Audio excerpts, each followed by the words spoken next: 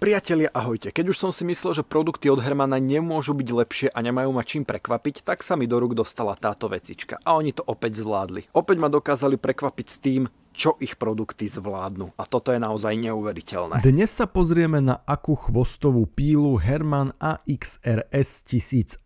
Toto profesionálne náradie je užitočným pomocníkom a dokáže vykonať veľké množstvo rôznej práce. Rovnako ako pri mnohých produktoch od Hermana, platí aj tu jednoduchosť používania. Stačí otočiť, vložiť pílový list a môžete pracovať. Takže to zvládne úplne každý. Na bezpečnosť sa taktiež dbalo. Po vypnutí spínača sa pohyb nástroja okamžite zastaví. Zabezpečuje to rýchla brzda, ktoré minimalizuje riziko vašeho prípadného poranenia kvôli zotrvačnosti.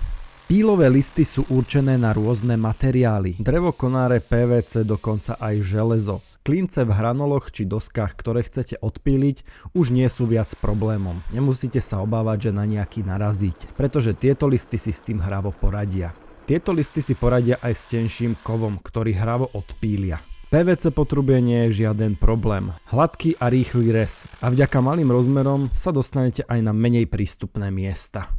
Práca s týmto náradím ma zaujala, pretože na množstvo práce vám stačí jeden nástroj. A práve preto, odkedy využívam náradie od Hermana, tak sa na prácu teším, pretože viem, že každý rez alebo vyvrtaná diera bude zážitok. Ja idem objavovať ďalšie možnosti, ktoré mi ponúka tento úžasný produkt. A ak aj vy potrebujete náradie, na ktoré sa môžete spoľahnúť, vyberte si jednoznačne Herman.